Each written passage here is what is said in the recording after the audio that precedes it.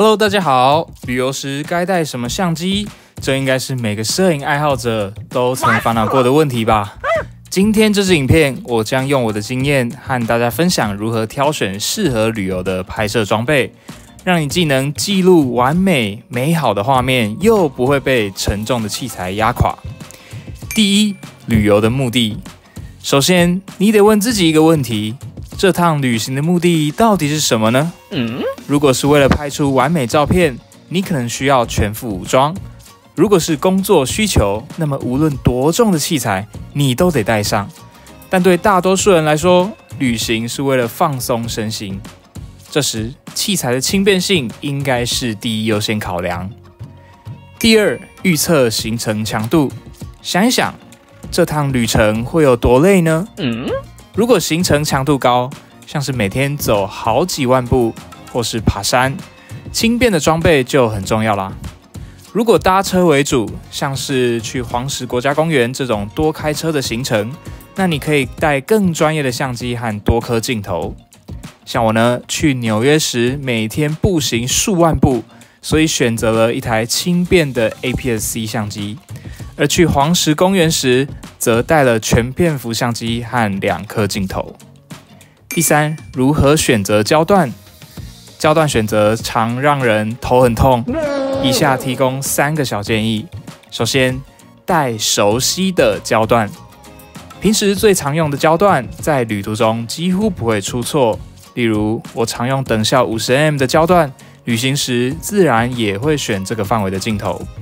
再来，参考景点照片，上网搜寻景点图片，找出你喜欢的构图和氛围，看看需要哪些焦段。像是拍马蹄湾一定要用超广角，但羚羊谷的美景用手机就能轻松拍出啦。第三个呢，选高倍率变焦镜，像28到200或是18到300这类镜头，适合不确定需求时快速应对，但记得确认自己的体力能否负担它的重量。第四，光圈不够大怎么办？有人会担心带变焦镜光圈太小，弱光环境会拍不好。这时你可以预估行程中是否有重要的弱光场景需要拍摄，或选择双机配置，比如一机变焦镜搭配另一机大光圈镜头。第五，只带手机可以吗？答案是绝对可以。现在旗舰手机多焦段设计，拍照方便，画质也很出色。但对已经习惯相机画质的人来说，或者手机续航力不足的情况下，可能就不太适合了。总结，机不过3。最后，我的一个简单原则，机不过3。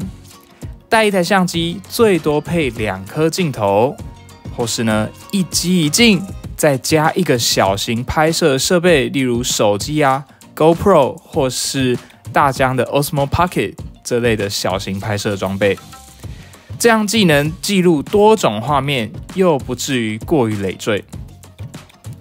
好啦，这就是今天这一部影片的内容啦。希望这支影片能帮助你更快决定旅游的拍摄装备。要记得，最重要的是享受旅程，器材只是帮助你记录美好的工具啦。如果你觉得这些建议有帮助，别忘了按赞订阅，我会继续分享更多旅游和摄影的内容。我们下支影片见啦，拜拜。